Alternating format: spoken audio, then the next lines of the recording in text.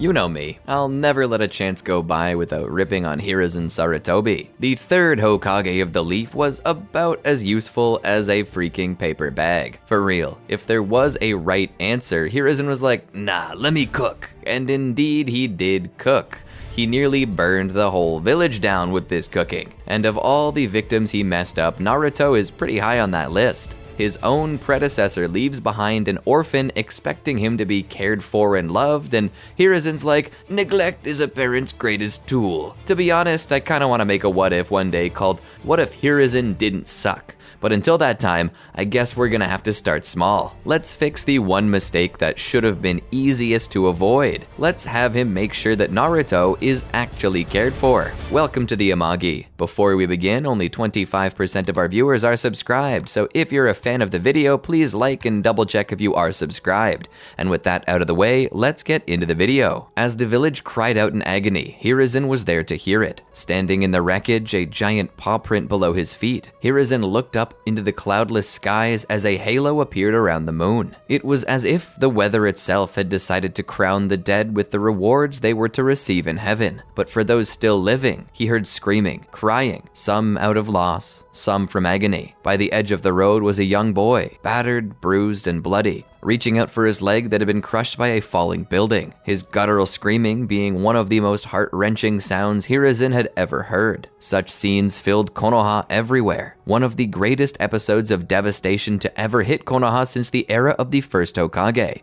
and it was possibly even an accident. Well, Hiruzen had suspected it was more than that. After all, there were rumors that the beast possessed the shine of a Sharingan in its eyes. That, mixed with the fact that Hiruzen refused to believe that Minato could have failed to close the seal, left Hiruzen wondering what really happened. Who really was behind this? At about that time, Enma showed up behind Hiruzen, the proud and noble Monkey King and the closest friend the Hokage had. Enma stood there. The sensory unit believes they locked onto Minato's chakra. The battle seems to be continuing in the distance, about 5 miles from the village center. Hiruzen turned back. Grab a unit. We're going to head in that direction. Already ahead of you, Enma said, presenting a small group of shinobi. The team began to rush off toward the direction of the purported battle, but as they closed in, they found themselves suddenly locked out. Hiruzen looked around. The chakra chains had formed a gridded dome over the location they were meant to travel to. Kushina's adamantine chains, Hiruzen said. Are the chains to keep the beast in, or to keep others out? Enma asked. Hiruzen couldn't answer this question. He didn't know. But by the looks of it, the dome extended well below ground, possibly as a full sphere. Hiruzen, standing there, could only wait and hope that Minato had this well under control. It didn't take much longer for the dome to drop. As soon as it did, the group ran toward the center of it where they found it. Kushina and Minato, both deceased. But nearby, wailing into the night, was a little infant. This infant was sitting upon a small altar, like some sacrifice to an ancient and malevolent deity. Upon its tummy was a little swirling mark that Hiruzen identified as the Uzumaki-style 8 trigram seal. Taking it all in, Hiruzen could only guess what this meant. He lifted the child up into his arms. Inform the council, the Hokage is dead, Hiruzen said. Enma was shocked. And what of the Nine Tails? Hiruzen looked back. It has been sealed. And thus the elderly man and the baby went to the hospital. It was jam-packed. There were so many wounded that there was no place to put them at all. Despite that, there was still peace in the NICU. Various babies from different parts of the village were brought here after birth to protect and heal them. Some of them were still here from being born premature,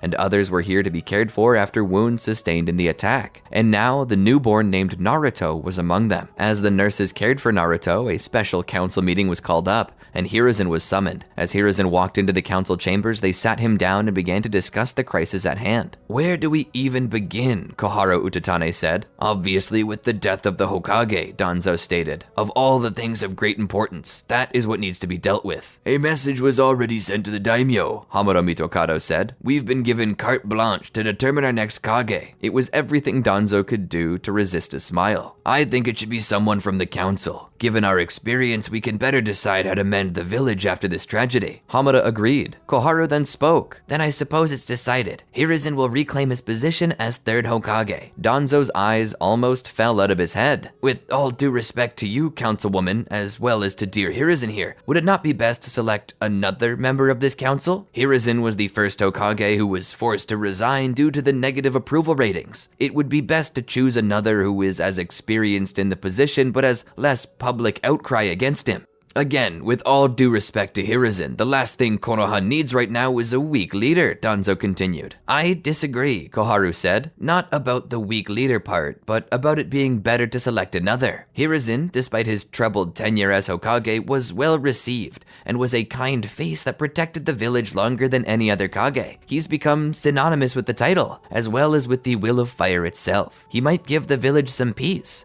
I think we would do best to return him to service, and in this moment in time, I think the village could use some peace. But what about the other nations? The other villages? Will they not attempt to capitalize upon our weakness and destroy us? Danzo asked. I think they'll likely attempt to do this anyway, Hamada said. Regardless of who we choose as a leader, we're likely to see fallout from this attack. We need to be ready regardless, and all in all, Hiruzen did navigate us through 2 shinobi world wars, even if the last one was problematic. That should offer more warning to the others, Hamada stated. I see no issue with reinstating Hiruzen so long as we're kept in the loop for any major decisions, Koharu stated. I agree, said Hamada. What do you say, Hiruzen? They asked. Hiruzen sat there and looked down. My village needs me. What more can I do? I accept. Danzo seemed a little unhappy about this situation, but they then moved on. What is the state of the village? Koharu asked. One of the shinobi nearby then spoke up. Severe damage to infrastructure. Casualties have yet to be calculated, but are believed to be quadruple digits. Search and rescue is out now, and we've sent officers to evaluate the damage to our combat prowess. Hiruzen then spoke up. We managed to save the Ninetales and reseal it again into a vessel,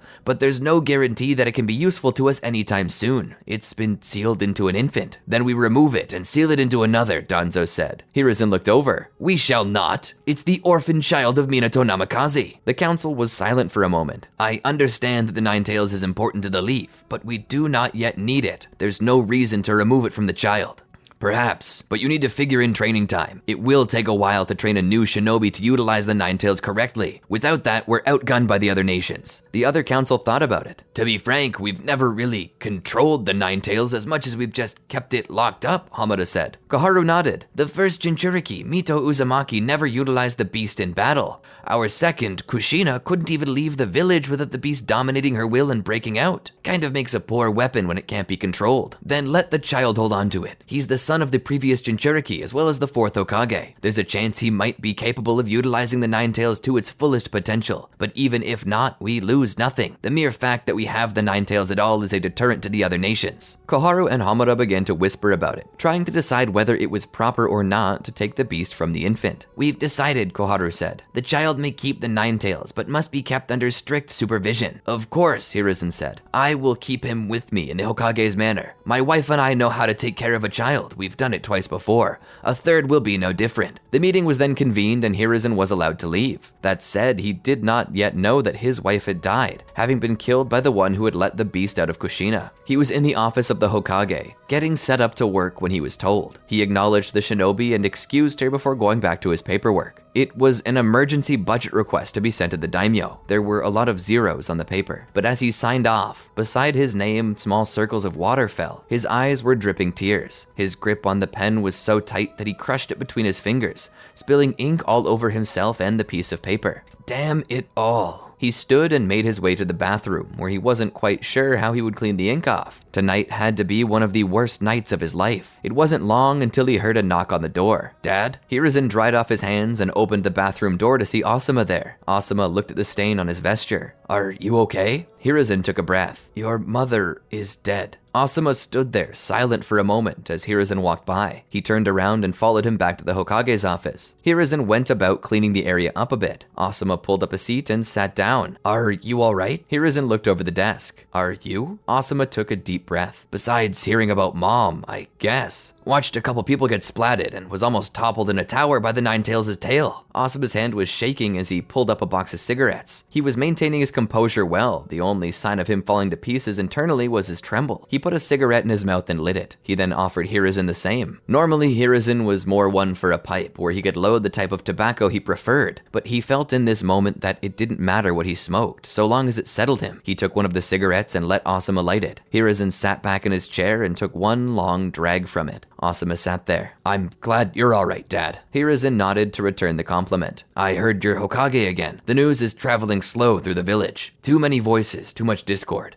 I didn't even hear Minato died until after I was told you were Hokage again. There's so much confusion that if the world ended, we probably wouldn't have known about it until 5 minutes after the earth exploded out from under us. Hiruzen then spoke. The Nine Tails was sealed into the only suitable vessel at the moment, which was a little infant, the son of Minato and Kushina, both dead at its feet. Asuma scoffed. Damn, that's rough. Is the baby okay? Hiruzen nodded. It's in the NICU now, being checked over. I'm going to personally take care of it. Can you really do that when you're running the village, Dad? Hiruzen shrugged. I was planning to do it with Biwako, but now I'm on my own. Asuma thought about it. Well, when I'm not on mission, I can swing by and help. Hiruzen shook his head. We have nannies on call. There are plenty of women who would give a left arm to be paid to watch the child of the fourth Hokage. Wait, you're gonna keep calling it the son of Minato? Hiruzen nodded. Asuma thought about it for a moment. Isn't that dangerous though, calling the child by the Namikaze name? What if Minato's enemies come after it? Hiruzen shrugged. He lives with the Hokage. He'll get the same treatment as the Hokage's heir normally would. I'm not going to leave this child to fend for itself. What kind of monster do you think I am? Asuma took another drag of his cigarette. Well, if you're sure, I trust you, Dad. And I'm here as well if you need me to do anything. You have the whole village behind you as support. The rest of the village was supportive of Hiruzen. Despite everything from his past, his presence was like having your grandpa in the Oval Office. Kinda made you feel cozy. And with the trauma the village had just gone through, having someone they could trust in the office of Hokage seemed to help. Time passed by in a flash, and Naruto grew older and more curious. As Naruto was allowed out of the Hokage's manor with a secret Anbu escort, it came to Hiruzen's attention that various others in the village weren't treating Naruto with the proper respect he deserved. And so Hiruzen decided to address this. He stood before the village and began to explain to them. Naruto is the son of the fourth Hokage, Minato Namikaze, as well as his wife, Kushina Uzumaki. It was these two that pulled the Nine Tails out of the village, and in the process, they were killed. But before they died, they wished to continue protecting the village, so they sealed the Nine Tails into their infant child. Naruto is a living human sacrifice, a Jinchuriki. It's because of his sacrifice and taking the Nine Tails into his body that you are all safe. It is he who stands as the last line of defense against the Nine Tails. If you hate the Nine Tails, then that's up to you. But do not let your anger spill onto the one who is giving his very life daily to protect you. This child deserves respect and veneration, so please treat Naruto with respect. And believe it or not, the village actually understood. All it took from Hiruzen was an acknowledgement of what Naruto was and what he was doing to get him the proper respect that he deserved. That and having the Namikaze name attached to him probably didn't hurt very much. But just as Danzo and his council predicted, the rest of the world wished to pounce upon the weakness. And though the Third Shinobi World War had mostly wrapped up, Kumogakure in general seemed interested in trying to get what they wanted out of the village. With this, the war heated up against them, but with Hiruzen's help, the defeat of Kumo was closing in. It was then that Kumo decided to use the only thing they knew could defeat Hiruzen, and that was his kindness and peaceful disposition. So they decided to send some ambassadors with the intent to commit perfidy. Once there, they tried to strong-arm Konoha into being overly kind and servile to them in exchange for continuing peace talks. Hiruzen didn't like it, but in the end it saved lives, and he felt it was worth the cost. Little did he know that treachery was afoot, and Kumo's ambassadors were its shoe. In the middle of the night, as Naruto slept peacefully in his bed, he dreamt of sailing among the stars in a little schooner, as if he were on the high seas. As he leaned out into the universe, his hand dragged across the stardust and threw up into the sky the sparkling mass. Freedom was the main theme of this dream. When he woke, though, his hands were bound, his mouth gagged. He was dragged out the window and toward more shinobi. As the others met, a bag was placed over his head. He tried to scream and cry, but he was held too tightly. He felt the shaking of the shinobi carrying him as they ran. He felt the jostling feeling of them jumping from rooftop to rooftop, or perhaps tree limbs. He eventually heard the sound of a waterfall. He then heard the sound of crickets and a fireplace. No, a campfire. He was set down on something hard and cold, stone. The bag was removed from his face and he saw the others. There were 4 men, one obviously in charge with the other 3 subservient. But what caught his eye is that there was another prisoner. They removed the bag from her head and exposed her face, as well as her beautiful strawberry white eyes. It was Hinata Hyuga. He'd only met her once during a meeting between Hiruzen and Hiyashi Hyuga. She looked up at the men with the most terrified look upon her face. The bald man, the one in charge, looked at Naruto. You got something strong in you, boy, and I plan to take it from you. Then Kumo will be the most powerful village in the world. He then turned to Hinata. And as for you, "Your pretty little eyes will look wonderful when we put them in the head of our strongest warriors." This terrified Hinata so much that she began to whine and cry. The men proceeded to have a meal together and sleep for the night. Naruto didn't sleep, however. He sat there and watched Hinata cry in the darkness. He would pull his jawbone back a bit to try and push the cloth gag out with his tongue. Once this was done, he laid over on his side and managed to pull his arms under his legs to get free. He proceeded to untie the knot keeping his legs bound and crawled over to Hinata. He looked at her tear-stained face. "Shh," he said as he untied her gag. He then untied her hands and feet and offered his hands to be untied. She did so. He stood up slowly, keeping his eyes on the sleeping men. He took her hand and tried to sneak out, staying close to the wall on the side where most of them weren't facing, nor where any light was shining in from, hoping to keep their presence hidden. They managed to get to the mouth of the cave. They began to exit when Hinata's gown caught on a stone and caused her to stub her toe against another rock. She let out a cry that Naruto muffled with his hand. He looked back, fearing that her cry had awoken one of the shinobi. Naruto saw one of them raise their head. "Run," he said as he grabbed her hand and ran off into the forest. He then heard a loud voice. "They're escaping!" Naruto and Hinata, as small as they were, ran as fast as they could. "Where do we go?" Hinata asked. "We gotta find the fast water sound. That's where we came from. If we go there, we can get home." So they ran through the trees and grass, their path illuminated by stars and fireflies. Naruto's hand gripped tightly to Hinata's. She looked back and saw torchlight behind them. "They're coming! I don't want them to steal my eyes," she said as she began to cry again. Naruto led them to the river. They stopped for a moment. "It looks fast. I'm scared we won't make it," she said. Naruto shook his head. "It's better than staying here." He began to cross it with her. A couple of times they lost their footing, but they stood up again. They continued to cross when the bald-headed man and his goons appeared at the bank of the river behind them. Naruto saw this and tried to increase their speed, but the bald-headed man had no issue with the current due to his size and was catching up fast. Naruto proceeded to push Hinata ahead. "Go!" "What about you?" Hinata asked. Naruto blinked a couple times. "I'll make sure they don't take away your pretty eyes." She couldn't help but stand there in awe of him. That was when he flung his arms violently. "Go!" She stood and began to make her way across the river without him. The bald-headed man approached Naruto. "How noble, but I don't think it'll help much." He grabbed Naruto's hand tightly, so Naruto turned around and punched the dude in the nuts as hard as he possibly could, causing the bald-headed man to crumple like a used napkin. Naruto began to follow after Hinata, but didn't get very far before the bald-headed man caught up to him again. "You little shit!" He lifted him into the air. He then shoved Naruto's head down below the water, colliding his face with the stones underneath. He pulled Naruto up to see the boy bleeding from his lip and nose. "I was ordered to bring you back alive. I was never told you had to be in good condition." He shoved Naruto back underwater and looked back at the other three. "What are you morons waiting for? Go get the girl. If you can't bring her back alive, that's fine. Just get those Byakugan." The three of them began to move, and as Naruto felt his short life ebbing away under the rushing water, he thought he heard a howl and a roar. His free hand suddenly struck up against the rocks below the waves and began to push. Despite the man having a firm grip on his neck, Naruto began pushing himself out of the water. The bald-headed man looked down in surprise to see a feral 4-year-old's head arise from the river's surface. Before he could snap Naruto's neck, Naruto pulled his hand to the side and proceeded to bite the man's thumb off, freeing his hand. The bald-headed man let out a shrill scream as blood gushed from the wound. Naruto rose to his feet as the chuckling of a deep-voiced fox could be heard. "What do we have here? Another prospective master. It'll take a lot to chain me up, fool. Nothing less than a Hokage could dare control me." The man began to panic, knowing that the boy he was torturing only moments earlier was gone, replaced with a vengeful god of nature. "No, stay back," he shouted at Kurama.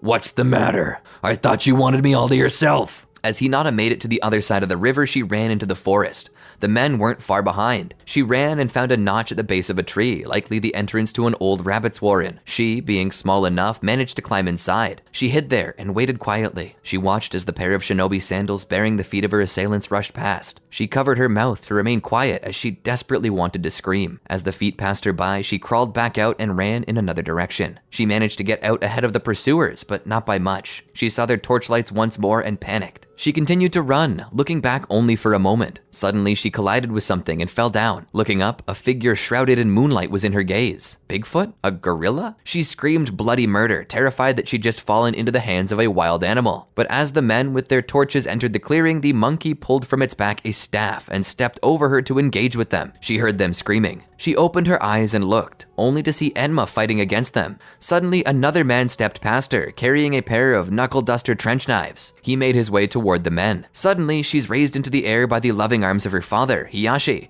and by his side, Hiruzen. She begins to bawl in his arms from terror. "Where is Naruto?" Hiruzen asks. She points back toward the river. Hiruzen takes off in a flash. "Please, Naruto, be okay," he prays. He dashes through the forest until he reached the end. There he saw Naruto standing there in the moonlight, his breath cold and sending a slight fog into the air. Laying there in the river before him is the body of a bald-headed man. The man's stomach and chest cavity ripped open, contents spilled into the river.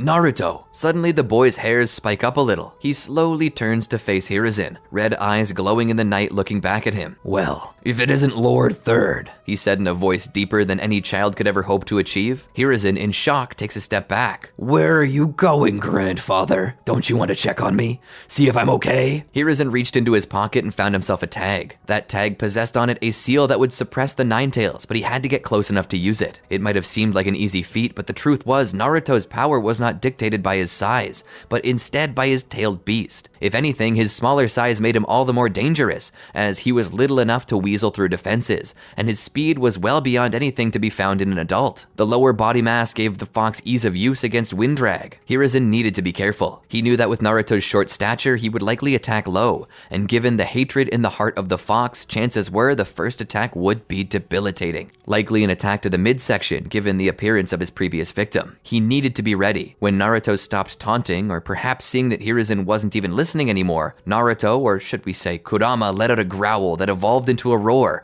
before rushing at him with incredible speed. Hiruzen could hardly keep up with it as he dashed across the surface of the water. Naruto reached Hiruzen and prepared to strike, but Hiruzen brandished a staff to catch Naruto. He then pressed the tag into the boy's forehead.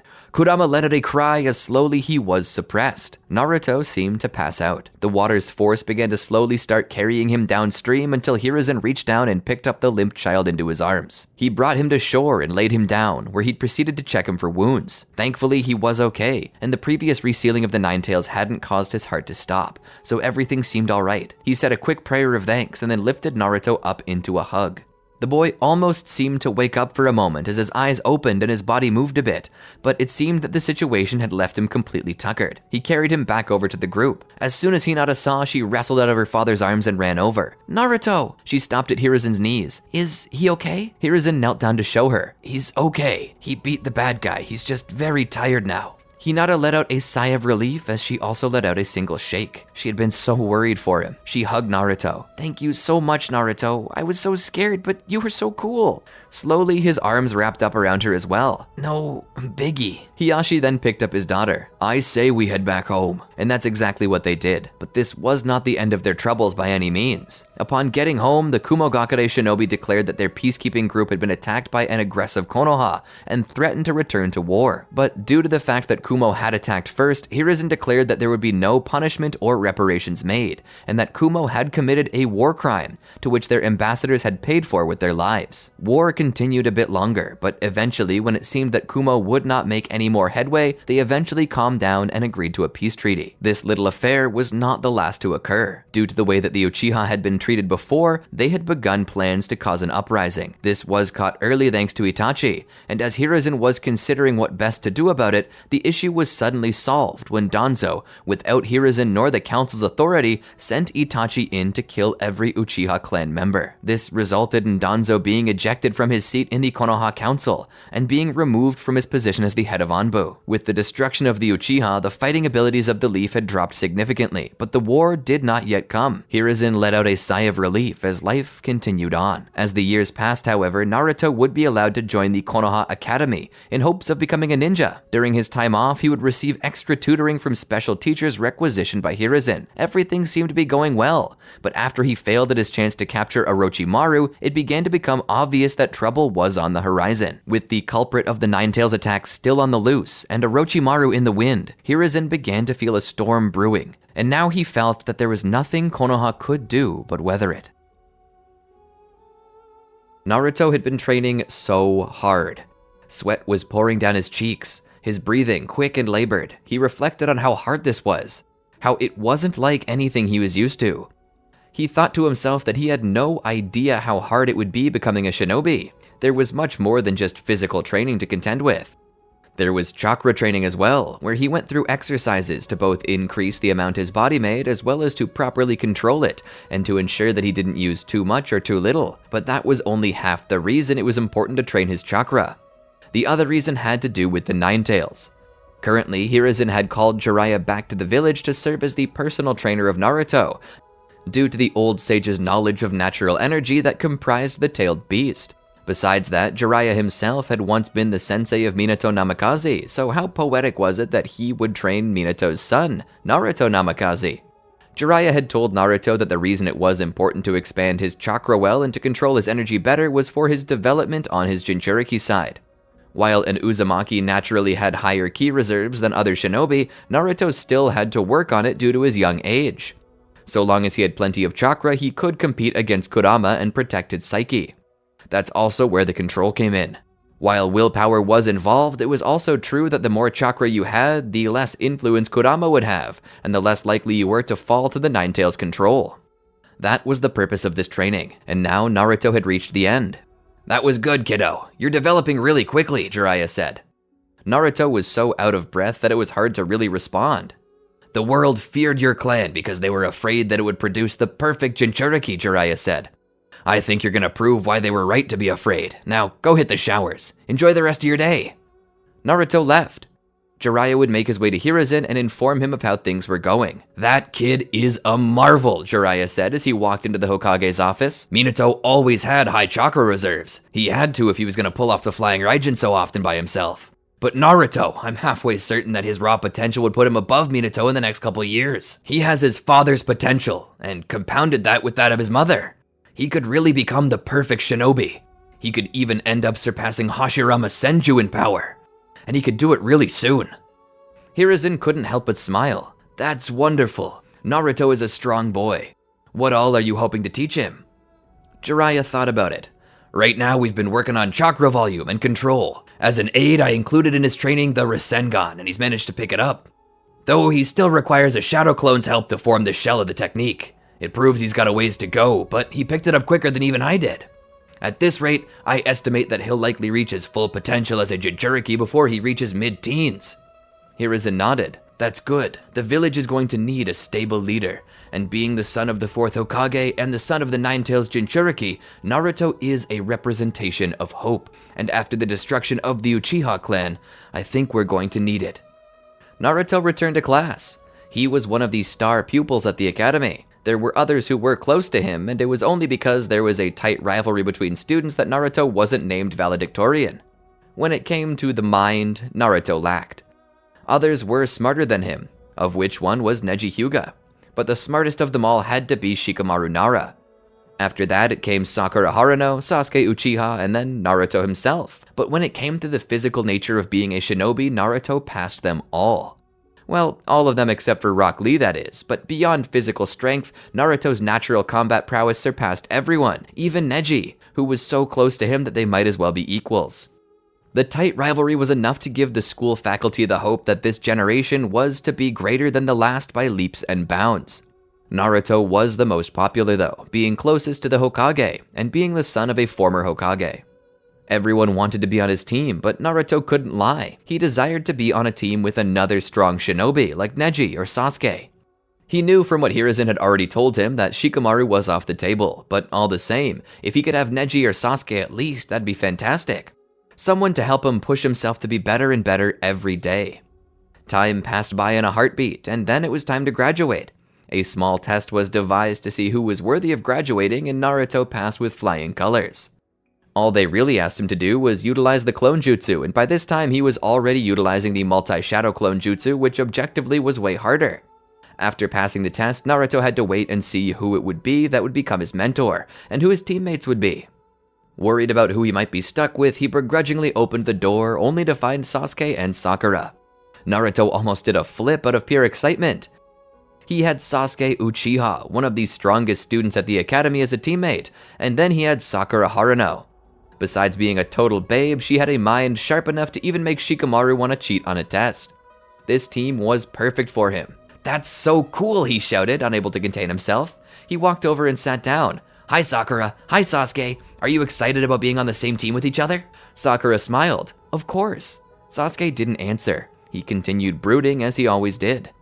Naruto had to admit, Sasuke wasn't much to talk to. He'd seen livelier brick walls, but his strength was nothing to sneeze at. "Have any of you heard who our squad leader will be?" At just about that time, the door opened. Naruto looked back to see a white-haired man walk in. Kakashi stood there looking half asleep, either being sleep-deprived or in a constant state of a lack of care. He looked over his group. "Wow, you really do look like Lord Minato," Kakashi said. He then turned to Sasuke, "And you look like Fugaku." The children of the two highest-ranking names in the international bingo books, and two of the highest priority FOS-ordered shinobi in the Third World War. Kakashi almost seemed to be growing excited at the prospect of seeing what they could do. Looking to Sakura, he also spoke. "And you, I read that your mind is one of the sharpest in all your class. Sounds like our entire team is going to receive an FOS order just by composition. My name is Kakashi Hatake, and I was chosen to be your instructor Jonin. If you'll follow me, there's a long-standing tradition we must observe." He then motioned them out. They would go out into the forest where he'd have them do the bell test. Naruto, having grown up in the home of Hiruzen and already training under Jiraiya, would understand the concepts of teamwork. More than likely, he would still try his best to pull one over on Kakashi, going so far as to even use the Ninetales version 1 cloak, which he by this time likely already possessed through training with Jiraiya. Naruto would come in with his Rasengan and attempt to strike Kakashi, with Kakashi being very amazed at Naruto's usage of an A-rank ninjutsu, but it still wouldn't be enough. After all, Kakashi can make a Rasengan as well. He would then subject Naruto to 1,000 years of death and send him flying into a nearby body of water. As Naruto comes out though, he grows furious. Neither Sasuke nor Sakura are having any luck with the bells. Naruto, out of the water, would be enraged and would start to utilize the power of the Ninetales, using his version 1 cloak. From there, Naruto would rush at Kakashi, and Kakashi would have to divert his split attention from his book to his team. Naruto would come in, slashing with a clawed hand. Kakashi would dodge back, having even closed his book. He would dodge to the side, stepping away, but Naruto was fast and only growing faster. It was then that Kakashi had to utilize his Sharingan to keep from getting stuck. He took the battle deeper into the forest to give himself more cover with which to limit the effectiveness of Naruto. Naruto would continue attempting to attack Kakashi, but now with the trees in the way, Naruto's range of movement was limited. This allowed Kakashi to slip between the trees, slowing Naruto down and shielding him from the onslaught of strikes that Naruto was bringing on him. Naruto would begin to bring back. "He has the Sharingan," Sasuke said as he looked at Kakashi. "He's not an Uchiha, but he has our eye." "What does that mean?" Sakura asked. Sasuke didn't answer, but deep in his heart he assumed that it must have been because Kakashi stole it. "There's no way that any of us can keep up with that alone," Naruto said. "The only thing we can do is work together." Sasuke and Sakura agreed, so they began to form a plan. Since Naruto is the strongest physically in his Tailed Beast Chakra Cloak, he'll lead the way to attack. And since I'm the second strongest, I'll support. And when we're attacking, Sakura will grab the bells. Naruto and Sakura nodded in acknowledgement. The trio would then begin searching for their sensei. They would find Kakashi, having brought himself out into the middle of an open field. He had hoped to give his team an opening to attack him with. Of course, he already knew that they were there. He simply pretended not to, as to see what it was they might do. Naruto would position himself in front of Kakashi, planning to use his strength and speed to push him back, while Sasuke would come from behind, trying to catch Kakashi unaware. Then, as the two of them held Kakashi still, Sakura would rush in as fast as she could and take the bells. Naruto was the one whose actions would begin the plan, so the signal was Naruto's, that being a rush and a battle cry. Naruto did exactly that, rushing at Kakashi quickly while yelling at the top of his lungs, intentionally drawing attention to himself. Kakashi saw this coming and knew what the plan was immediately, but he continued playing along. He got ready for a tackle by Naruto and left himself wide open, sensing Sasuke from behind. But he didn't move to stop Sasuke. He merely let the two grab and tackle him, holding him down. He hardly resisted, trying hard to make it seem like he was resisting when he was barely doing anything at all.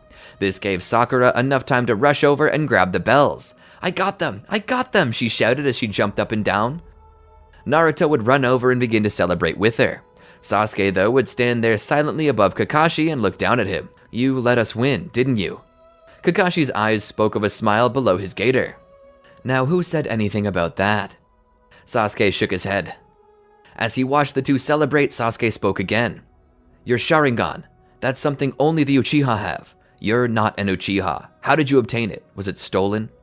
Kakashi looked to Sasuke. It was a gift from a friend. Sasuke looked over. A gift? Kakashi nodded. A friend who sacrificed himself to save me.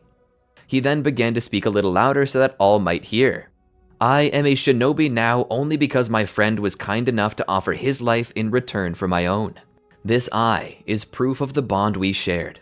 Perhaps I noticed it way too late, but it was there. Without teamwork and sacrifice, I would not have become the shinobi I am today, and it's my intent to make you into that same kind of shinobi. This requires you to display teamwork, which you have, but it also requires a sacrifice. Note the number of bells, Sakura. Sakura looked at them. There are 2, Sensei. Kakashi nodded. And how many genin are here today? Sakura looked around. 3. Kakashi raised his hand. Those who will continue as my students will be those that possess one of the bells. This means, Sakura gulped, only 2 of us can pass the test. Kakashi's smiling eye then turned more serious. As I said, the test of a true shinobi is willingness for teamwork and sacrifice. Now that you've shown teamwork, you must show sacrifice. Who among you will you send back to the academy alone? The group looked at each other and conversed. Have you reached a consensus yet? Kakashi asked. Not yet, Sasuke responded. Kakashi sighed. If you don't decide soon, I'll just send you all back. Naruto then stepped out of the circle. Would that really be so bad? Kakashi was confused. Huh? Naruto continued. Growing up in the Hokage's household, I've always been taught that teamwork was required to complete the mission. Sacrifice was necessary, but I further was taught an important lesson. You see, Hiruzen taught me about my father, and he taught me about you. Hiruzen told me the story you mentioned, but what he told me wasn't about your friend with the Sharingan's possible sacrifice. He told me of the girl, Rin. She was captured, and you were willing to sacrifice her for the good of the mission. But both you and Obito refused to leave her behind. That's the mark of a shinobi. And so, if one of us must go, then I will follow your path, Kakashi-sensei. I'll choose not to leave a single man behind. We all become your students, or none of us do. We're a single unit. Kakashi shook his head. Hiruzen, you sly buzzard. Sighing through a smile, Kakashi looked up. Indeed, that is what happened. And that was the lesson that took me so long to learn. I'm grateful that the 3 of you picked it up so quickly. Yes, you may all be my students. The group celebrated victoriously. So that night at supper, Naruto told Hiruzen all about it. How he and his team stuck together, even in the face of being sent back to the academy, and all of them were accepted into the unit. Hiruzen would smile as he listened, proud not only of Naruto, but proud of Jiraiya for passing down the lesson, proud of Minato for continuing the tradition, and proud of Kakashi for keeping the teamwork alive in the modern era. This left Hiruzen thinking about ways to test this team further. If they had the skill and wisdom to truly do what Kakashi said they could, what more could they do under pressure? As the days passed along, the team continued doing their work that was standard for shinobi of their rank. Naruto, though bored, continued this work with a meekness of heart. This was how Hiruzen had raised him, to understand that a shinobi's job was to be of service to their village, and that sometimes included doing things that weren't fun or exciting. A shinobi was more than a soldier, they were a public servant, and Naruto tried his best, and the villagers, day by day, would smile at him and thank him for his service. This made it worth it all the more. It was then that they received the Land of Waves mission from Hiruzen. It was a high-ranking mission for a genin, but it fell just within their range. It was this mission that Hiruzen chose to use to test this trio. After all, Naruto and Sasuke were the sons of 2 of the most dangerous warriors in all of the Third Shinobi World War. These 2 possessed incredible potential if they even possessed half the potential of their progenitors. And Hiruzen knew that they possessed more, and so he informed Team 7, gave them time to prepare, and sent them out on mission. Naruto took this mission on with an air of seriousness. He kept his eyes open and remained vigilant. He would notice the puddle and know immediately that something was wrong. As the demon brothers appeared, Naruto and Sasuke sprung into action to protect their charge, Tazuna. This led to Naruto and Sasuke pushing back the 2 Chunin-level warriors. Together, with an expertly timed cooperative attack that relied seemingly on glances alone, the 2 ran for their targets, faked out, crossed over, and attacked their partner's adversary with instead, launching them up into the air with an uppercut before jumping up and dropping a foot down on their heads. Witnessing this, Kakashi could only call it reminiscent of the reverse lotus. The two crashed into the ground, with Naruto and Sasuke landing on their feet not more than a few feet away. Kakashi was impressed, but something he was less impressed by was the fact that Tazuna had lied on his form about the nature of the mission, which obviously set it well within the rank of Chunin. Kakashi considered calling the whole thing off, but as Tazuna explained his situation, Kakashi's heart was moved with compassion, and he decided that they should continue on the mission anyway. As they went on a little further, they'd be stopped a second time, but this time it wasn't just Chunin, but a former member of the 7 Ninja Swordsmen of the Mist. Kakashi could only tell as much due to the blade he carried. Kubikiri Bocho, one of the 7 Swords of the Mist. Very perceptive eye, Zabuza said. I am Zabuza Momochi, former member of the 7 Ninja Swordsmen of the Mist. Former? Naruto asked. Kakashi looked over. He defected. Kakashi looked up at him. What are you doing here? Zabuza stood there and looked down on them. I'm here for the life of that old man. He pointed at Tazuna. A price is on his head, and I'm looking to claim the bounty. Naruto and Sasuke got ready to fight, but Kakashi held out his hands and passed by. You 3 stay back. I'll take this one, he said. Naruto and Sasuke would then step back to protect Tazuna as Kakashi drew closer. The two would launch into a fight, with Kakashi displaying his Sharingan. The legends and myths behind the Sharingan mixed with Kakashi's own skill gave him the advantage of intimidation over Zabuza, who, freaked out by the Sharingan, believed that it could even see into the future. But in the end, it was Zabuza who came out on top, trapping Kakashi in a water prison. Naruto and Sasuke together flew into action. However, they attempted to keep at a distance from Zabuza, trying to gauge his movements. They know that all it would take is for them to get Zabuza to remove his hand from the water prison. They don't have to beat him. Due to him keeping his hand on the prison, Zabuza himself was handicapped massively. Despite Naruto and Sasuke being only the rank of Genin and Zabuza being roughly Jonin, things were evened out by the fact that Zabuza could not move away from the circumference of his attack, or else Kakashi would escape. And escape was not something he could allow Kakashi to do. Because if Kakashi was allowed to get out and catch his second win, Zabuza would not win again. After all, it was taking chakra to maintain this bubble, all while Kakashi was simply conserving his own by floating there in the water. He couldn't breathe, but he was in a state of rest. Zabuza knew that Kakashi was planning to get out. He could tell by looking at him. Kakashi had closed his Sharingan, conserving his chakra. He was trying to regain his strength. Did he truly trust these students so much? Suddenly, Naruto activated his version 1 cloak and drew closer to Zabuza quickly and went in for a slash. Zabuza deflected with the executioner's blade. Zabuza then tried to swing the blade down on Naruto, but Naruto caught the blade in his hands and ripped it away from Zabuza as Sasuke came in with a kunai. Zabuza threw his own kunai back, bouncing them along the other kunai until the blade nicked Sasuke's shoulder. Sasuke grabbed it and held it for a moment. Naruto then began to swing the executioner's blade at Zabuza. The blade was massive, but in his version 1 cloak, Naruto felt like he could carry it with a single hand and have no issue. With Naruto's attacks, along with Sasuke's, Zabuza was pressured to the point that he jumped away, letting the water prison go. Kakashi would then break free. Zabuza would be incapacitated by Haku and taken off, hoping that he could get the element of surprise later on.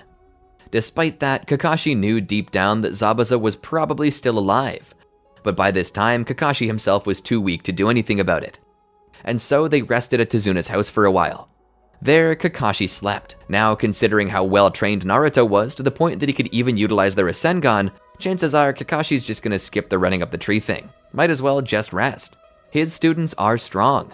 But what remains true is that Naruto is still in possession of the Executioner's blade. That's another reason why I believe that Zabuza is still alive, Kakashi said. No Kiri Hunter nin would ever pass up the chance to reclaim one of the 7 Swords of the Mist. Naruto stood there, holding it curiously. He would smile. Well, whatever, it's mine now. So they rested for a while before getting out on the bridge. As they made their way out there, the trio would wait and guard the workers as they worked, keeping their eyes open. It wasn't long, however, before Zabuza and Haku reappeared. But this time, Zabuza was missing his blade. He replaced it with a katana he had borrowed from one of Gato's men. As he approached, Kakashi did the same. Zabuza pointed to Naruto. I want that blade back. Bring it to me. Kakashi scoffed. Why would I take orders from you? Zabuza's eyes cut back to Kakashi. I wasn't talking about you. Suddenly, Haku appeared out of the blue and trapped Sasuke and Naruto in his demonic mirroring ice crystals technique. Haku would meld into one of the mirrors and his visage would appear in every reflection. Stay close, Naruto, Sasuke said. We don't know where this guy might pop out from. Suddenly, one of the images of Haku would fire real Senbon that Sasuke could only just catch with his Sharingan. "We need to get out of here," Naruto said. "I know." Sasuke would begin performing the hand signs for Great Fireball Jutsu and would launch it at the mirrors, but there was almost no effect. "It's not enough," Sasuke shouted. "Give me a sec. Let me try something." Naruto would awaken his version 1 cloak. "Protect me," he said. Sasuke, remaining back-to-back with Naruto, kept both Sharingan open as he looked for any incoming attacks. He saw a volley of Senbon coming their way. He stepped to the side to block them and protect Naruto. "Any day now, Naruto." "Give me a second," Naruto shouted. He continued to concentrate. Suddenly, he let out a burst of chakra that burned the mirrors to nothing. Haku was knocked back. At about this time, due to Zabuza being weakened without his blade, Kakashi got close enough to stab straight through him. Haku would cry out his name, "Zabuza!" He ran over to his mentor and knelt down to him. "Zabuza?" There was no answer. He knew he must be dead. Kakashi stood over them. "I'm sorry. Truly, he left me no choice. He was a warrior to the end." Haku nodded in understanding. "I had always told him to retire.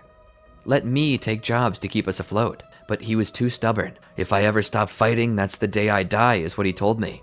He had helped me when I had nowhere to go. I just wanted to help him." Kakashi put his hand on Haku's shoulder. "If you wish, we can help you bury him." Haku nodded. It was at about that time that Gato showed up. "So, Zabuza's dead. So much for a ninja swordsman of the mist." He walked up to them and looked down on Zabuza. "Pitiful, and he dared to threaten me." Gato would proceed to kick Zabuza's body. "Haku, it's not worth it," Kakashi said. Haku looked back. "You're wrong. It is worth it. More than you know." Haku bore his Senbon and began throwing them as he ran into the crowds. He single-handedly managed to mow the whole group down, but not before taking a fair number of lethal wounds. As Haku lay on the ground dying, Team 7 gathered around him. "Why did you have to do it, Haku?" Naruto asked. Haku smiled. "Because Zabuza gave me a reason to live. I dedicated my life to paying him back for rescuing me. And now that he's dead, the least I could do was sacrifice my life to ensure that his was not disturbed. Please, Kakashi Hatake, I have one request." "What is it?" Kakashi asked. Haku took a couple deep breaths to prepare for his next bout of speech. "Bury me and my mentor, side by side, and if possible, make it somewhere beautiful. There's a flower patch I know. If you could, would you bury us there?" Kakashi nodded. Haku smiled. "Thank you." He then died. It took quite an emotional toll on Team 7. To see someone roughly their age die like that, it made the reality of the shinobi world begin to sink in. As promised, Kakashi would take the bodies of Haku and Zabuza and would bury them in a flower patch nearby. And as he did, he suddenly saw all the flowers on the left side of the field turn blue, while all the flowers on the right turned red. He would have given a soliloquy about Haku and Zabuza, but he didn't feel the need to. It was as if they had done so themselves. And with that, Team 7 went home. When they arrived, they found that the time of the Chunin exams was upon them. Villages the world over had been gathering their strongest genin in a public show of power. While this had originally been meant to foster peace among the great nations when the first Hokage founded the tradition, it had long since become an arms race, a way of flaunting your power and scoping out the competition. It had done little in the way of stopping the wars that waged, and that was mostly because the villages who did poorly in the exams tended to get attacked by stronger ones. For that reason, it was rare for every village to participate, especially during a time of great struggle. Upon return, though, Team 7 would be informed by Hiruzen that he had approved their joining of the Chunin exams and that they were free to join. Naruto, Sasuke, and Sakura happily signed up. Together, the three of them would begin the exams, which would start out with a written test. Naruto was never really good at these, but he had at least enough knowledge to answer a few questions correctly, but not all of them. Naruto began to wonder if these exams were beyond his level. Sasuke realized that all the questions were Jonin level. Sakura, however, didn't seem to mind them at all. She was answering them left and right as if they were nothing. But the true test began when the final question was posed, a real do-or-die situation, a question that would result in either the passing of the test or the forfeiture of one's ability to ascend past genin. There were many who dropped out, not confident enough to make this question a true daily double. They left the test and went back to their villages in defeat. However, those who stayed and bore the grit, either believing in their ability to know the answer or their luck enough to answer it correctly, found themselves satisfied when the answer happened to be the perseverance they were showing. But this wasn't the only test. The next was the Forest of Death. Naruto, Sasuke, and Sakura would enter the forest and begin moving. I don't see why you had to bring that along with you, Sasuke said to Naruto. Bring what? Naruto asked. That. He motioned to the executioner's blade on his back. That sword is bigger than you are. How do you plan to sneak around with something that massive on your back? You might as well be carrying a banner. Naruto laughed. It's fine. I think I can handle it. And if we get into a scrape, you'll be glad I have it.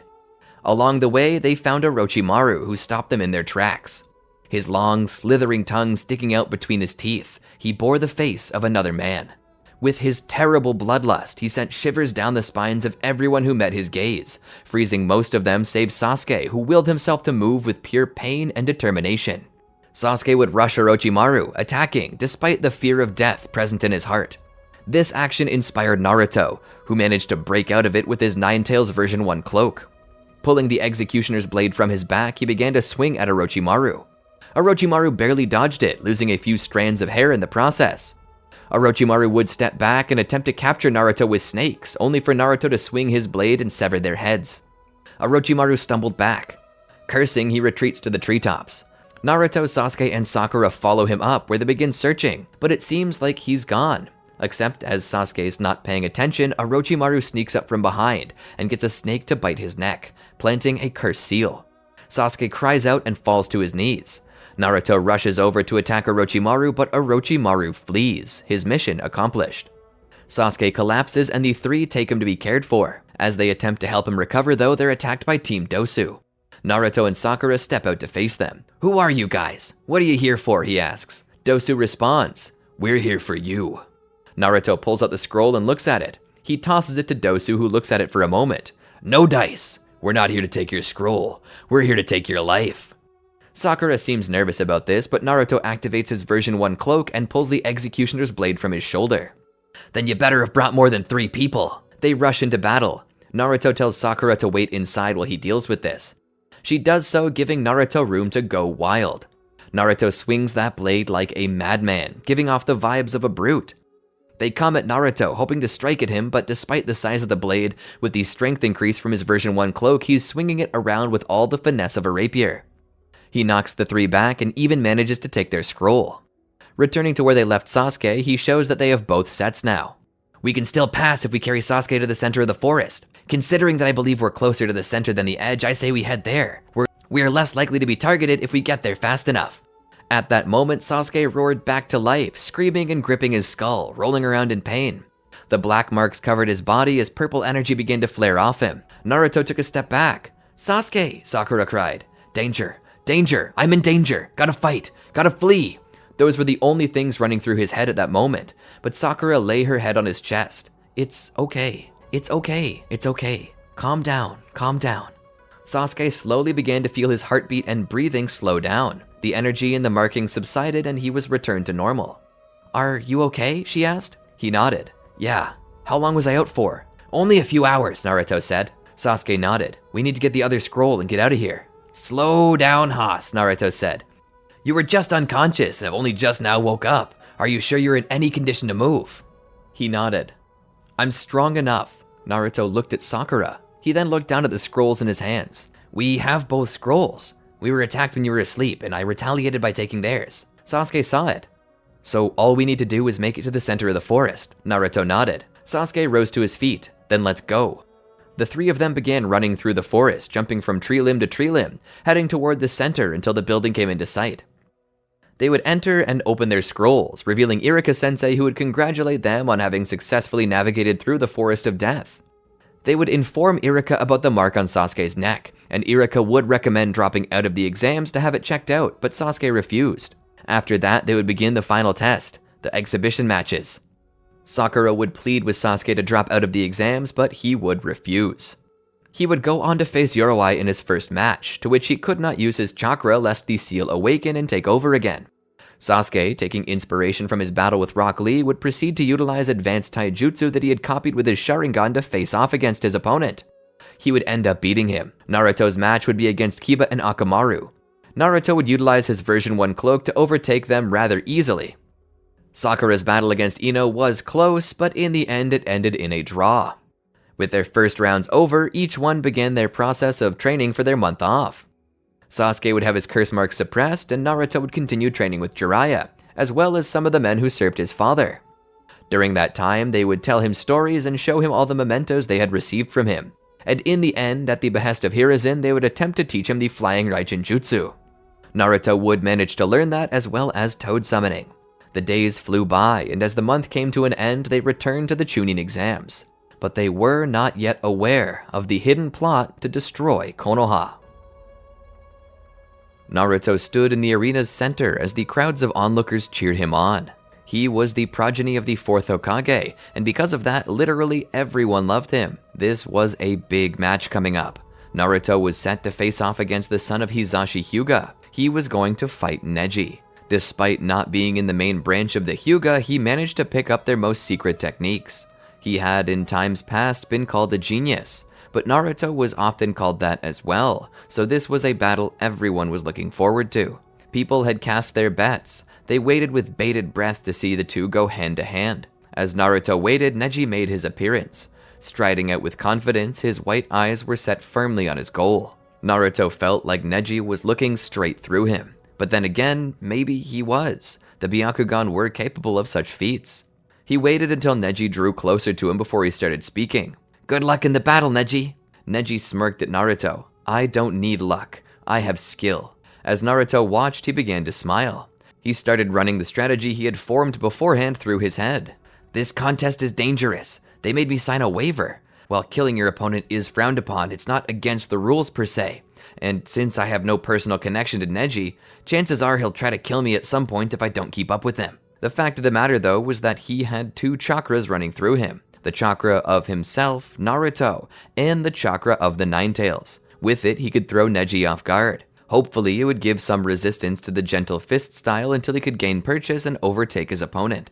As the bell rang, Naruto rushed in, attempting to strike Neji, but Neji dodged it easily and began to send a quick succession of punches to Naruto's chest, each one designed to shut down the vital functions of certain organs. Neji was already going for the kill, and this startled Naruto. As he was about to hit the ground, though, he petitioned power from the Nine Tails to keep himself going. The Nine Tails obliged and forced chakra through those tenketsu to pop them back open again. Once again, Naruto was able to keep going. Neji knew that Naruto had done something, as Neji was certain he hadn't missed his mark. His Byakugan told him so. "Looks like I'm gonna have to take this up a notch." As Naruto drew closer, he managed to avoid the next volley of strikes. He and Neji began to strike at each other. Naruto managed to tag Neji in the jaw, though Neji quickly retaliated against him. Naruto retreated with quick and successive backflips. Coming to a stop, he began to charge his chakra and awakened his version 1 cloak. He began to make his way back toward Neji. However, halfway, he suddenly disappeared and reappeared right in front of him, where he punched him in the jaw once more. This sent Neji flying back into the wall. Neji laid there for a moment, opening his eyes only to ask what happened. Naruto responded with, "When I punched you the first time, I put a flying Raijin mark on your jaw. Then when I wanted to strike you again, I merely had to teleport in front of you and hit you." Neji's eyes rolled up in his head and he fell unconscious. Naruto was astounded with his own victory and the crowd went wild. Naruto was hailed as the victor as he left the arena. Medical Nin rushed out to the arena to load Neji up on the stretcher to get him out of there to prepare the arena for the next match. After some time, it was Sasuke's turn. Naruto hadn't seen Sasuke in about a month. He wondered how much stronger he might have gotten. In this battle, his opponent was Gaara, and Gaara had already taken the arena's stage. He stood there in silence and waited, but it seemed Sasuke was late. It almost seemed as though they might have to disqualify Sasuke, but the boy eventually showed up, right at the last second. Wearing an all-black one-piece jumper, Sasuke looked like he meant business. He had been training with Kakashi all this time, and it likely meant that he had some new technique that allowed him to power up, or some variation of the Sharingan. Whatever the case, Naruto was interested to see what he had done. The two stood there for a while, but as the match began in earnest, the two of them began to engage, with Sasuke opting for taijutsu. This was an interesting strategy, as Rock Lee had done the same. Surely Gaara was used to this strategy by now, but as Naruto watched, he was amazed. Sasuke was moving about as fast or even faster than Rock Lee. It seemed Gaara's sand couldn't keep up, and so Gaara resorted to using a dome of sand to defend himself. Sasuke, on the other hand, utilized a brand new technique called Chidori to pierce through and wound Gaara. This caused Gaara to flee the arena with his siblings. As Sasuke went to give chase, Naruto began to notice feathers as they fell. Suddenly, he felt really drowsy and began to fall asleep. As he fell asleep, thanks to Kabuto's genjutsu, Orochimaru sprang his trap. He was planning to destroy the village hidden in the leaves from the day he got there. While his original plans seemed to be falling apart, it wasn't like Orochimaru couldn't improvise. While he had originally planned for Gaara to go on a rampage, Kabuto putting people to sleep did the job well. He simply needed most of the shinobi in the village to be out of commission, and now that they were, he sprung his trap. He set off a bomb in the Hokage's box and then attacked Hiruzen. As the two made it to the roof, they began to fight. Sakura, however, had managed to avoid the genjutsu and was now attempting to help wake people up, including Naruto. As Naruto came to, she began to explain the situation. Gaara fled the arena and Sasuke went after him, and the Hokage's box came under attack. The Hokage's being assaulted. Naruto stood. I need to help Hiruzen. Sakura nodded. I'll go off to help Sasuke then. As she ran off, Naruto utilized his flying Raijin jutsu to teleport to Hiruzen in the 4 Violet Flames formation. There, he sees the third Hokage facing off against Orochimaru, Hashirama, and Tobirama. By Hiruzen's side is Enma. Naruto runs over. The Anbu at the edge of the barrier calls out to him. Kid, don't go over there. You need to get out. Naruto does not listen, however. He makes his way to Hiruzen and stops. Gramps, I'm here. Hiruzen looks over. Naruto, how did you get in here? Flying Raijin. Pervy Sage and Dad's old friends taught me. Get out of here, Hiruzen shouted. Naruto was confused. Suddenly, he was attacked by Tobirama. Naruto dodged just barely and immediately activated his version 1 cloak. With this, he got a strength boost, but it was upon seeing this that Tobirama called out to his brother and demanded to switch targets. Hashirama would leave Hiruzen be and would jump to Naruto to begin to try and face him with his wood-style jutsu. Hashirama was well versed in the way that tailed beasts worked, and he could easily face off against a Jinchuriki, considering that he had single-handedly captured their tailed beasts on his own. Using his Hokage-style 60-year-old technique, Kakuan entering society with bliss-bringing hands, he would attempt to subjugate Naruto, and Naruto, being unable to fight back, would begin to be put to sleep. Hiruzen sees this and tries to break free but is unable to, so he utilizes the Reaper Death Seal. With it, he apologetically rips out the soul of Tobirama before rushing to Hashirama and doing the same. He frees Naruto and speaks. My boy, I don't have much longer to live. I've utilized a forbidden sealing jutsu. I need to seal away Orochimaru while I still have the chance, so please, try and stay back. Hiruzen then rushes Orochimaru and grabs him. As he does so, however, Orochimaru summons the blade Kusanagi, which flies at Hiruzen, ready to impale him, which to a point it did. But as the blade passes through, Enma grabs the blade to stop it. Hiruzen begins attempting to seal Orochimaru away, but it doesn't seem to work. He's just not strong enough. Naruto, recognizing that Hiruzen is out of chakra, rushes over and with his own chakra and his version 1 cloak, gifts Hiruzen more chakra, which allows him to finally rip the soul straight out of Orochimaru. As Orochimaru's body falls, Hiruzen's does as well. Enma pulls the sword from the elderly man's back and holds him. Naruto crawls over, tears overflowing from his eyes. Gramps! Hiruzen smiles as he looks up at Naruto. He holds his hand up and begins to wipe the tears from Naruto's face. It's okay, Naruto. This isn't something unexpected. Gramps, why did you have to choose to die? Hiruzen smiled. For you were in trouble. There was only one way out that I could see, the Reaper Death Seal. With it, even Orochimaru couldn't be safe. Naruto's eyes were still overflowing with tears. Hiruzen smiled softly at Naruto. You're one of the best things to ever happen to me, Naruto. I'm grateful that I got to raise you. You reminded me about the things that make a shinobi. You reminded me about the will of fire. I know you're sad, but I can confidently leave this world knowing that the village will be safe in your hands. Naruto took his hand. What am I supposed to do without you, Gramps? Hiruzen smiled. You'll live. You'll grow up. You'll become a talented shinobi. You might even become Hokage. You'll probably marry, have a few kids, and maybe name one after me. You'll tell them stories about me, and you'll show them my face on Hokage Rock, and I'll be watching you from heaven. Continue fighting for what's right, Naruto. Never give up on the peace you fight for. And with that, Hiruzen's eyes closed, and he passed away. Naruto and Enma sat there for a time. Enma saw how shaken up Naruto was about this. He approached Naruto. Hiruzen was a young man when he and I first agreed on our contract. I'd like to transfer that contract to you, so we may be friends. Naruto nodded. As the battle had come to a close, the Sound Four, having seen their mentor perish, would lower the barrier and attempt to escape. As they did, Naruto stood and went to chase after them. They managed to escape though when something startled Naruto. Looking over, he saw a massive patch of black flames appear in the distant forest. For some reason, he felt as if something were going on. He would rush through the forest towards those flames, from tree limb to tree limb until he got there. He saw Sasuke utilizing his curse mark, standing there, breathing heavily. Gaara was laying on the ground, dead, body covered in fire. "Sasuke," Naruto would ask. Sasuke would turn back to face him, only to show his Mangekyo Sharingan. Naruto was surprised. It was then that Naruto noticed that one member of their group was missing. "Where's Sakura?" Sasuke pointed toward a pile of sand on the ground. Blood was mixed into it and running out of it. Naruto shook his head. No, no, no, no, no, no, no. He ran over and dug her out, feeling her broken frame in his arms. He checked for a pulse or any life signs that she still lived, but there was nothing.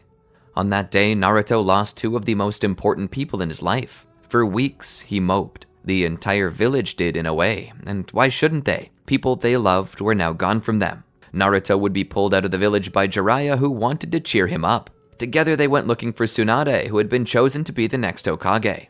This didn't seem to be helping Naruto very much, as he was depressed still at the loss of the man he had seen as a grandfather, but also that now they were replacing him with a woman of which Naruto had heard many bad things. But as they were leaving the village, a couple of people in strange robes appeared on the edge. The two moved in to find Naruto, but as they did so, they were intercepted by Kakashi and Might Guy. Itachi and Kisame would fight against Kakashi and Guy. Itachi managed to cast Tsukiyomi on Kakashi and left him in a vegetative state. Guy still managed to drive them off though. It was thought best that Sasuke not be told his brother was in the village, but Sasuke would eventually figure it out and pursue them. He would catch up to Itachi right at the moment that Itachi caught up with Naruto. He would attempt to attack Itachi with his curse mark activated. Itachi would grab Sasuke and throw him into the wall, ready to break his wrist.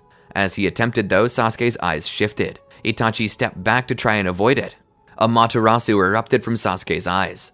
Itachi barely had enough time to combat it and merely used his own Amaterasu to push Sasuke's back. "I see. So you've developed the same type of eyes as me," Itachi said with slight astoundment in his voice. "Still, you're not enough of a challenge for me. Go out and get stronger, or I'll kill you for being too boring." At about that time, Might Guy showed up and drove them off. Sasuke attempts to chase after Itachi, but he's stopped by Might Guy, who informs Sasuke that Itachi was right, and there would be little to no chance that he could actually beat Itachi as he was, and that he would need to practice more and grow stronger. Might Guy promises Sasuke to help him grow stronger physically and attain a level of taijutsu mastery. Sasuke would eventually give in and go back to the village with Might Guy.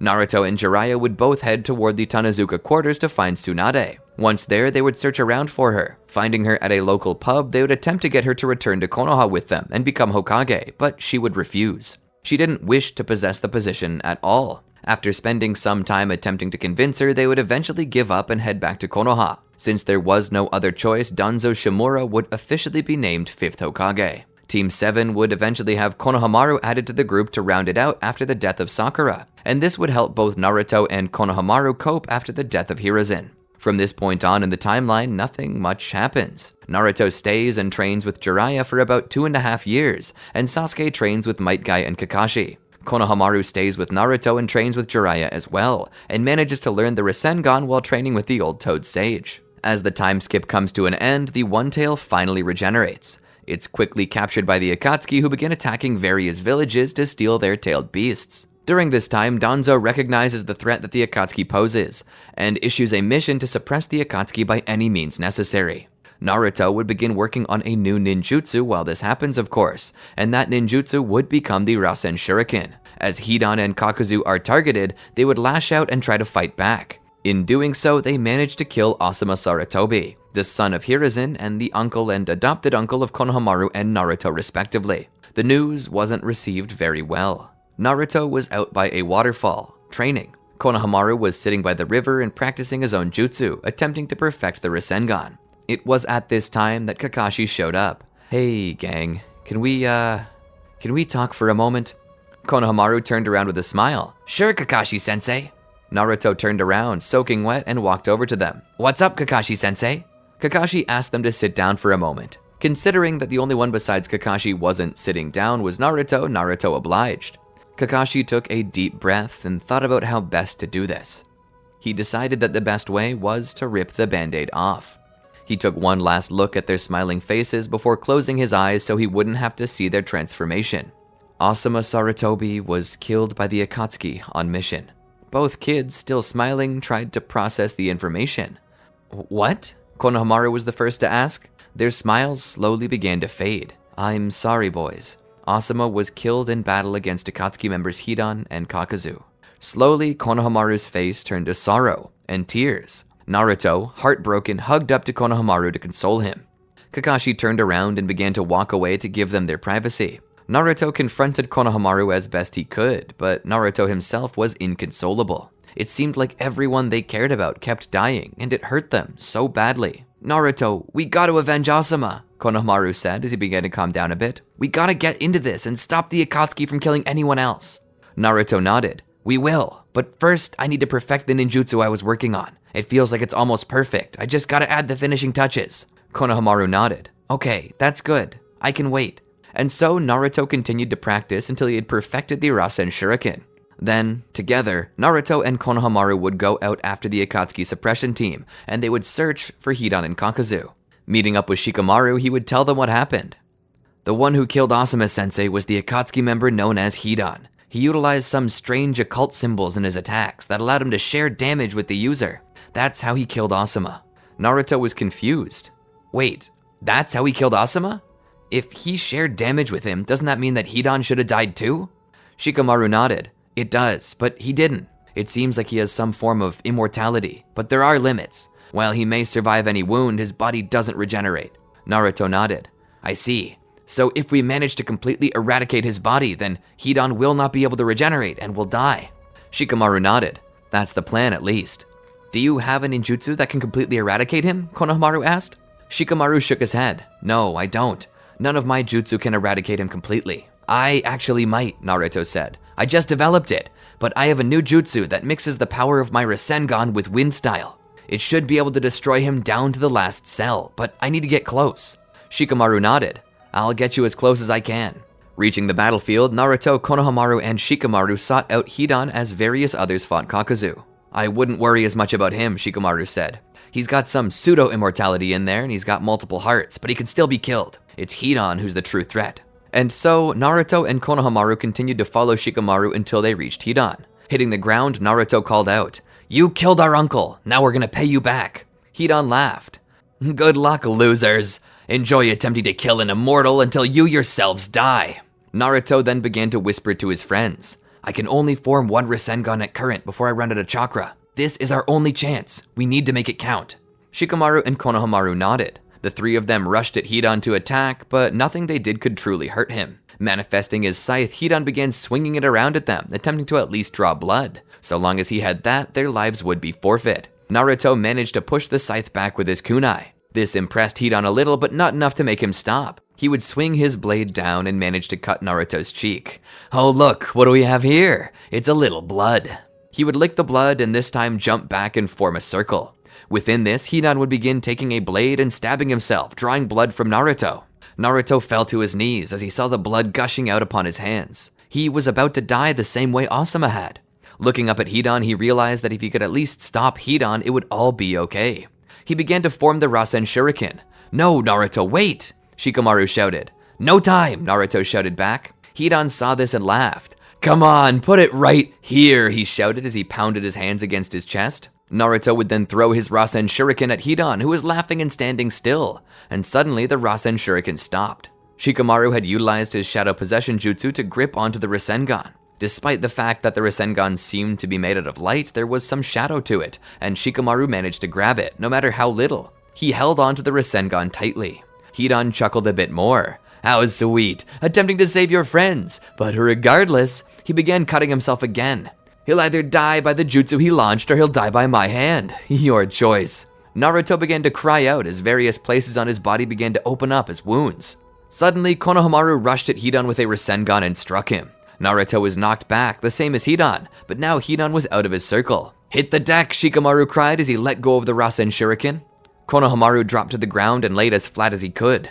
The Rasen Shuriken passed over Konohamaru and struck Hidan. It severed him to pieces, which surprised him, and then proceeded to explode, releasing all of that wind chakra. As the dust settled, Hidan had been eradicated, down to the very last atom. Naruto laid there, cuts formed all over his body, and he'd been stabbed at least once. He needed medical attention.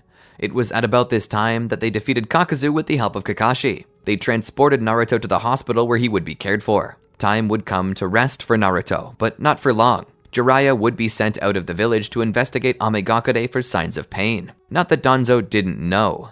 Danzo knew that the Akatsuki had been in Amagakure in the past, but he wanted to make sure that they were still there, so he sent out the Toad Sage to make sure of it. During this time, however, Sasuke would get a mysterious letter from someone who he believed to be Itachi, who was telling him to come to the Uchiha hideout. Sasuke would go there alone. He would enter the facility and find Itachi sitting there upon a throne. Sasuke would approach. "I see you came. You are no coward."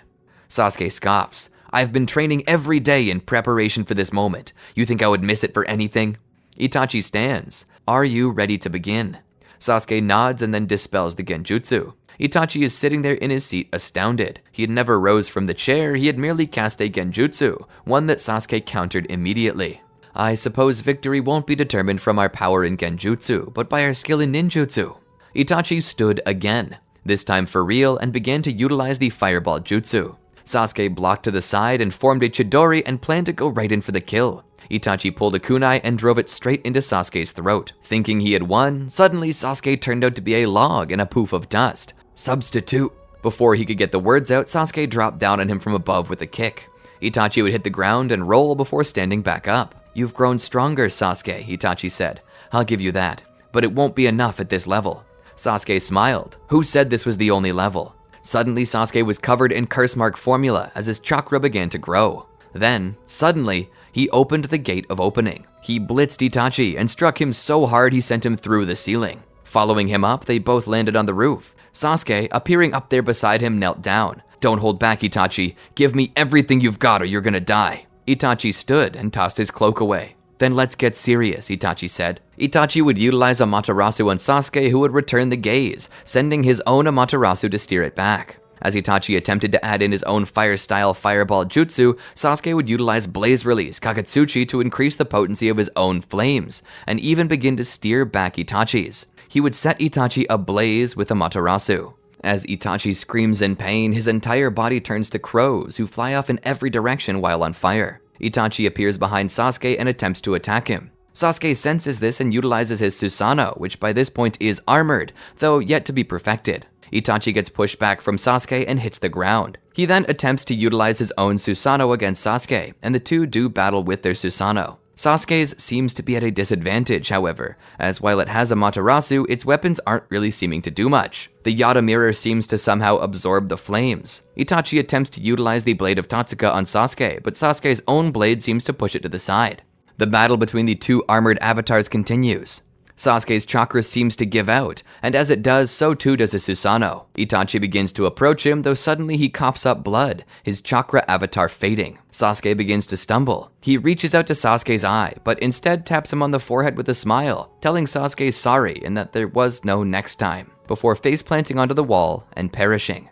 Sasuke laughs at this for a moment before passing out from expending too much chakra. He's then taken care of by Obito, who tells him the truth. That the current Hokage of Konoha was the one responsible for the order that caused Itachi to have to kill the Uchiha. With this newfound knowledge, Sasuke agrees to help Obito. In return, Obito has the eyes of Itachi transplanted into Sasuke's head. Elsewhere, news reaches that Jiraiya has been killed by Pain, and Naruto takes this hard. That tells Danzo, however, that Pain is indeed an Amagakure, so he begins to amass resources to fight Pain with. But before they could march on Ame, Pain marches on Konoha.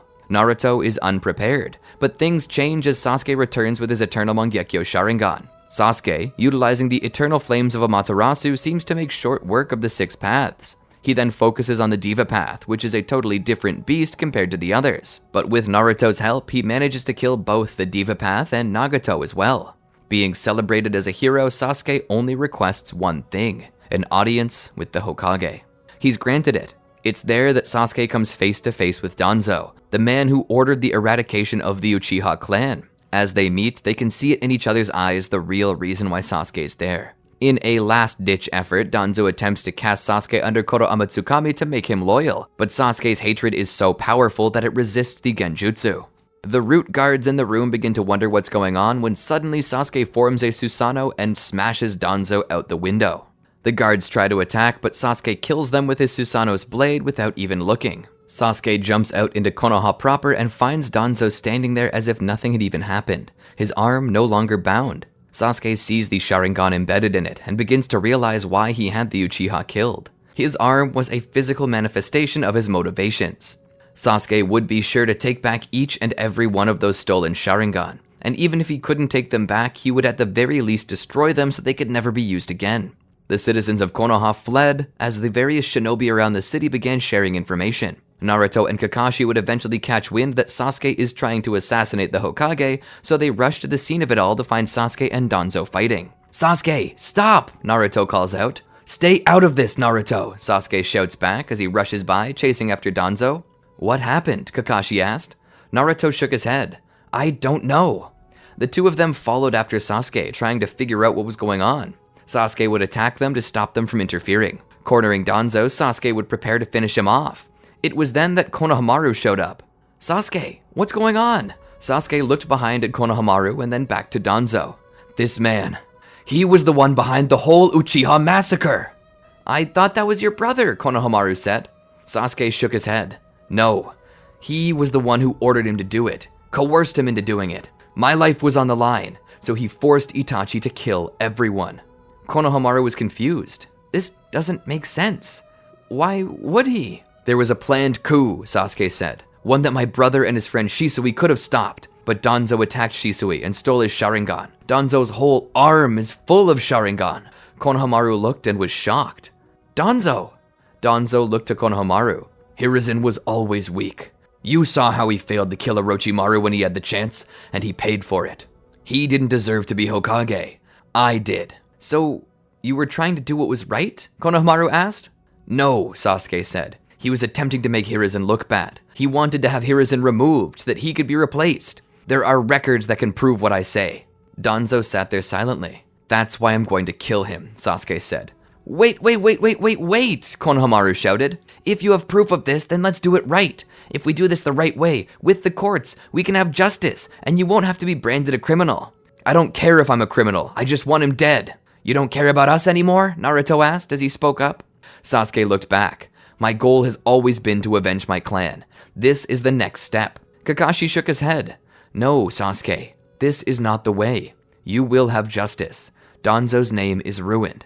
There's no more reason to kill him. We'll arrest him and investigate the matter. By the time you begin, it'll be too late. I wouldn't be surprised if even now they're destroying the evidence." Kakashi then spoke. "He still has that arm full of Sharingan. That should be proof enough of his wrongdoings. Let's end this here and now. Drop your weapon. We'll finish this." Sasuke stood there for a moment, just thinking. He then lowered his weapon and dropped it. Kakashi would then have Danzo arrested. They managed to find records of the event, as well as a hidden journal that Hiruzen kept that proved that Danzo was behind it. And with that information, they put Danzo in prison for the rest of his life. Sasuke would be exonerated for his attack on the Hokage, and things would return to normal. Kakashi would later replace Danzo as the 6th Hokage. During this time, he goes to the 5 Kage summit to discuss what comes next. All the while, Naruto is off training with the Toads. It was during this time that Obito would appear and declare war on the 5 villages. Kakashi would return to Konoha and they would send Naruto off to train on the Turtle Island to perfect his Jinchuriki form. While he's gone, Sasuke would go to war with Kakashi, and would manage to help the allied shinobi forces get close to Obito. As they draw closer though, the reincarnated Gold and Silver brothers are fed to the Geto statue, which causes it to wake up. The beast begins to rampage. However, as it does, Naruto, having sensed the war, returns in his perfected Nine-Tails chakra cloak. Together, Naruto and Sasuke take the battle to Obito, who would proceed to absorb the Ten-Tails. Despite this, Naruto and Sasuke manage to fight back well. Naruto utilizing his Sage mode and Sasuke utilizing his Cursed Seal of Heaven. Both discover that Sage Chakra is the answer to damaging Jubi-absorbed Obito. Together, with Sasuke's help, as well as the help of everyone else, they manage to free the tailed beasts from Obito, though Black Zetsu soon after betrays Obito and resurrects Madara. Madara then attempts to absorb the Ten-Tails, mortally wounding Sasuke and removing the Nine-Tails from Naruto. Obito would then appear and take part of the Ten-Tails from Madara and give it to Naruto, saving his life. However, at about this time, the Sage of Six Paths visits the two boys and grants each of them some of his Six Paths chakra.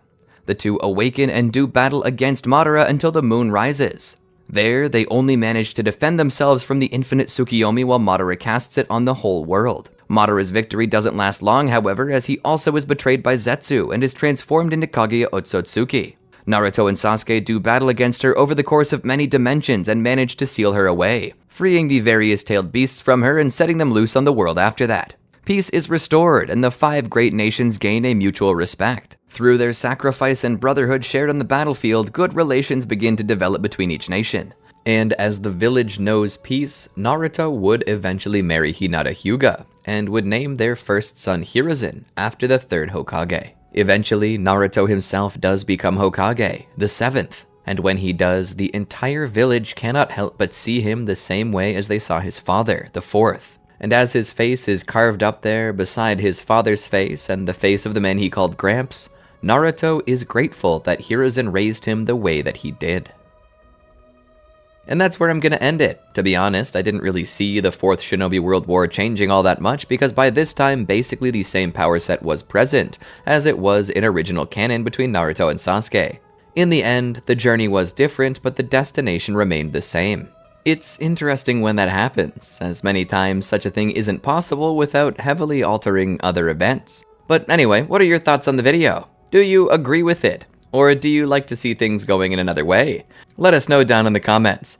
And be sure to like, subscribe, and ring the bell to be notified when other videos like this one are released. Until next time, peace.